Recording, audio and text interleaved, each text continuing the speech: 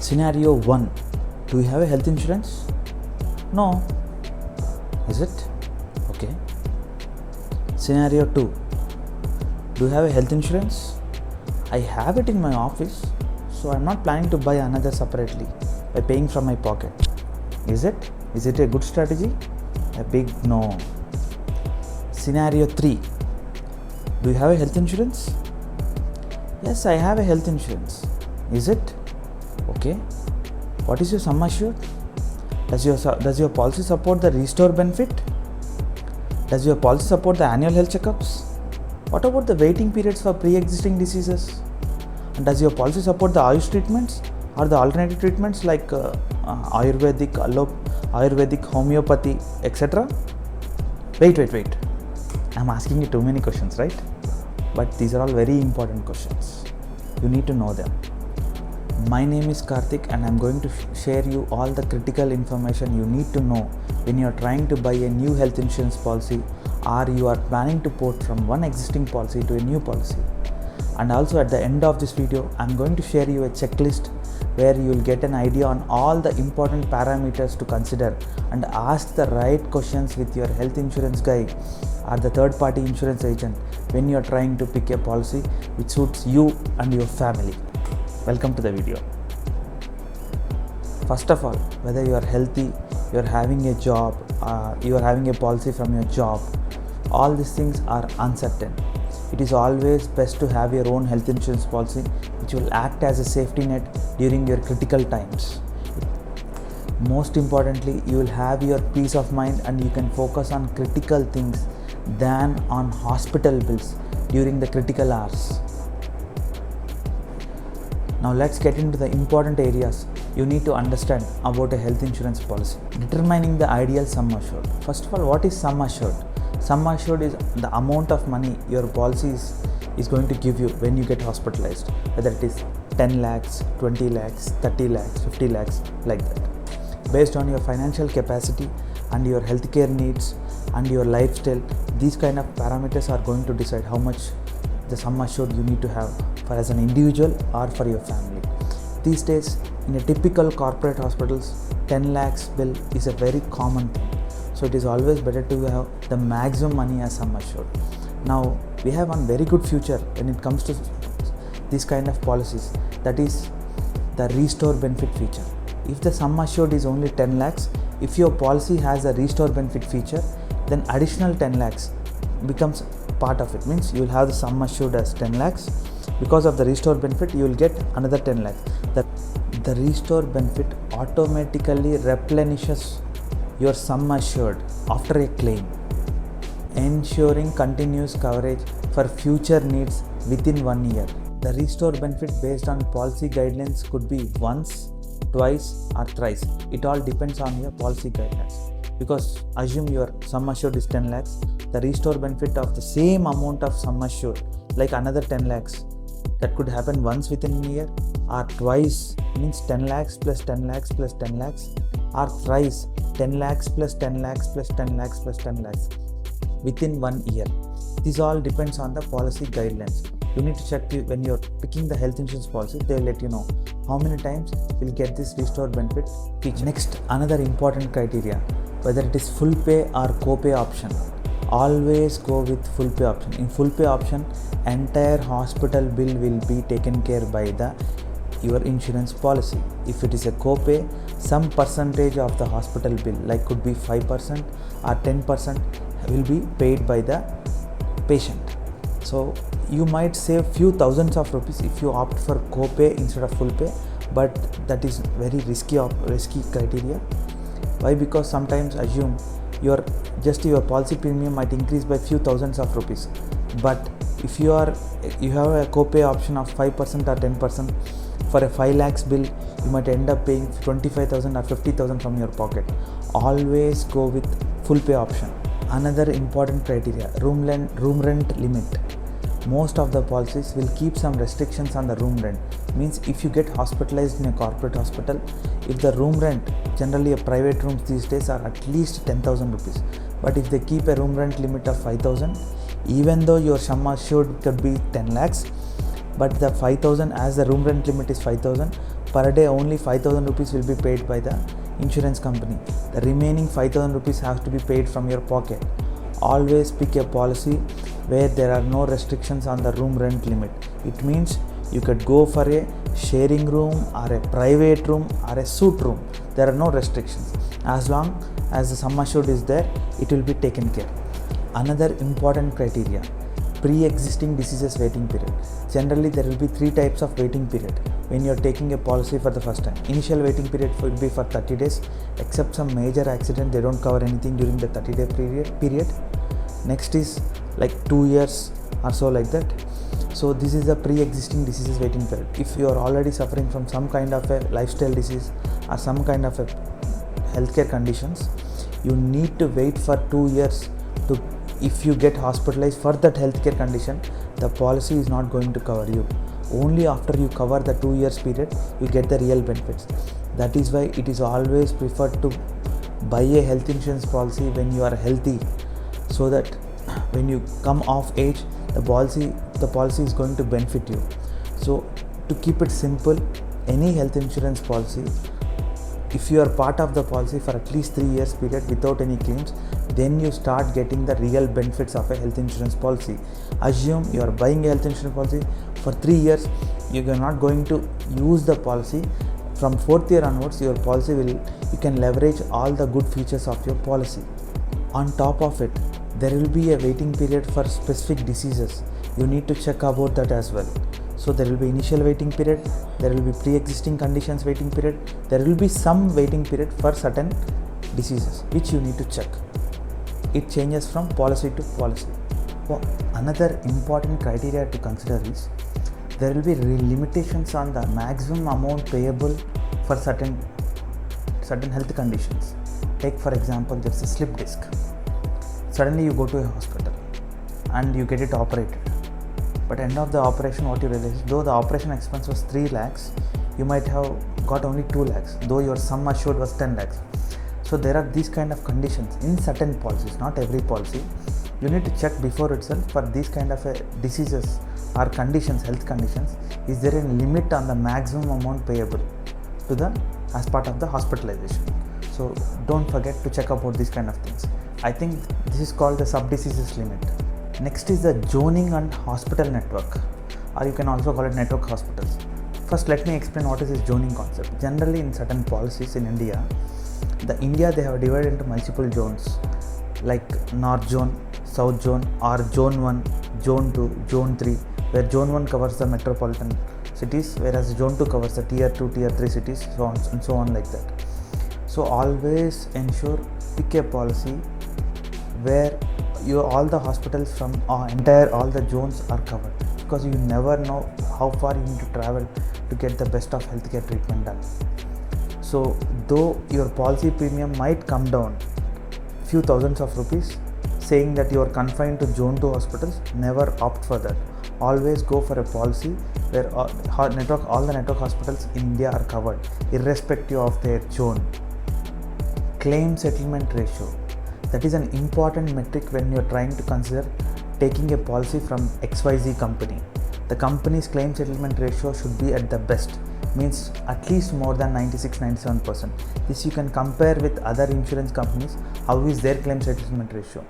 To keep it simple, what is claim settlement ratio is, if there are 100 claims applied for a particular company, how many of the claims were approved by the company?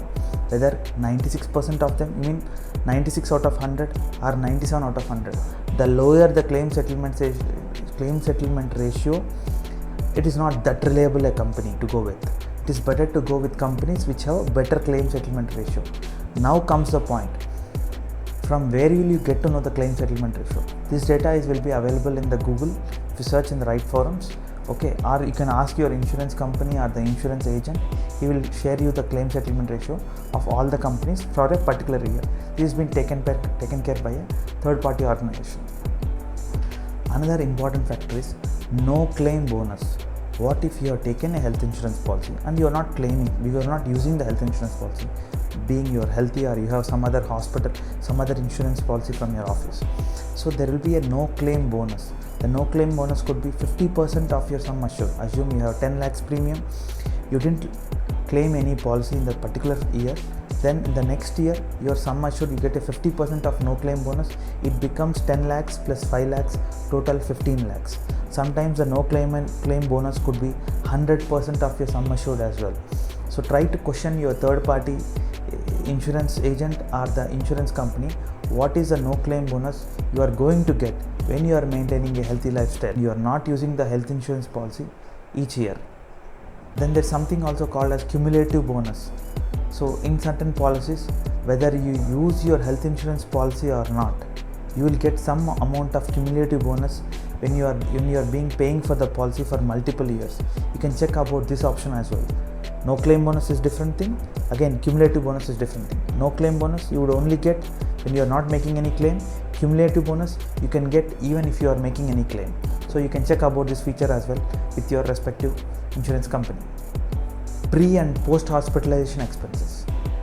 In the insurance policies, there will be a period for pre-hospitalization. Assume you are having a health condition and you are going to be hospitalized and operated for the same. But before that, right, there will be a pre-hospitalization expense. You will be going to the hospital, getting treated, maybe you are going through some kind of a diagnostic test, all these things, right? So generally on an average, there will be a pre-hospitalization period of 30 days and post-hospitalization period of 60 days. During this period, if you are getting hospitalized for the same condition, these bills also you can claim and get the money reimbursed. So check what is the period. It is always preferable to have the pre-hospitalization and post-hospitalization periods to be longer when you comparing with other policies. Daycare treatments. Most of the policies does not cover daycare treatments, but there might be certain health condition in your family like dialysis or some kind of a chemotherapy where you don't need to get hospitalized, but it's like a daycare treatment of 3 or 4 hours. So most of the policies don't cover this. So you need to check upfront when you're taking the policy or when you're trying to port from existing policy to a new policy, whether daycare treatments are covered based on your family's particular individual's health conditions. Keep this point in mind. Next is the domiciliary cover. Sometimes, right, the COVID situation where there was a shortage of hospital beds and people were treated in their own homes. So they were supplied with the oxygen cylinders and some kind of a doctor or nurse used to visit and do the treatments. So not every policy will take care of these kind of a treatments. So if you have such an health condition in your family where the person is at the home and they need to be treated at home, you need to check upfront about those kind of scenarios, whether the so and so policy is going to support it or not. Next is the Ayush coverage or the alternative treatments. What are these alternative treatments? So generally whatever treatments we undergo are like allopathic treatments. The alternatives are like Ayurvedic, naturopathy or some kind of a homeopathy. So you need to check. These days people are trying to go these kind of treatments rather than the conventional treatments which are available. So if you have such thought process in your family, then you need to think and ask your insurance company upfront whether alternative treatments are supported as part of this policy or not. If at all they are supported as well, is it confined to daycare? Will they support even daycare treatments, or you need to be hospitalized for that treatment as well? Because most of the Ayurvedic treatments you don't need to get hospitalized. Even if you are undergoing the treatment, you also need to check whether they are going to support these kind of treatments in every other center or only certain centers which have the government approval. So you need to take care of all these things and understand these things before opting for a policy, keeping in mind about the alternative treatments. Annual health checkup. Leverage this benefit. It is a very good benefit, but not every policy may provide. But these days I see most of the policies giving this option. Without paying a penny from your pocket, you will have annual free health checkups. Prevention is better than cure. These kind of health checkups will give us will help us understand what is our health condition and take some preventive measures than having a long-term challenges with respect to our health. Next is the maternity and IVF related. Most of the young couples might keep in mind that we are planning to have kids in near future. So let's take a health insurance policy keeping that in mind. Most of the policies today are not going to cover the maternity, but you can check for a particular policy which does so with some kind of a top-up or other things. but you need to check about it. Even if the policy is giving a maternity benefit, there will be a certain waiting period where you need to be the policy holder for at least 3 years or 5 years. So please do check about these kind of things before opting for maternity. And second important thing, IVF treatments have also become very prevalent in India these days. So check if your IVF related support is also covered as part of your health insurance policy. Next, individual versus a family floater plan. Most of the policies, this is very specific to the family. I'll take an example. In one of the case of a family members, my uncle and aunt, they are senior citizens. They want to go for a policy. My uncle is a senior citizen. My aunt is have not crossed the age of 60. My uncle is suffering from diabetes. My aunt is suffering from blood pressure. Now, I can't go for a family plan for both of them because diabetic will have certain waiting periods and blood pressure will have certain waiting periods. We could not find a suitable policy for both of them together. So we had to opt an individual policy for my uncle where diabetic is considered at an early stage and the policy coverage will be there from an early stage, whereas for the blood pressure for my aunt we went with another policy which is more suitable considering her health condition. So though as a family policy for both of them together would have been cheaper, but we could not get the right policy which matches both their health conditions. We had to opt for individual policies. So it is very specific to the family whether you want to go for individual or a family floater.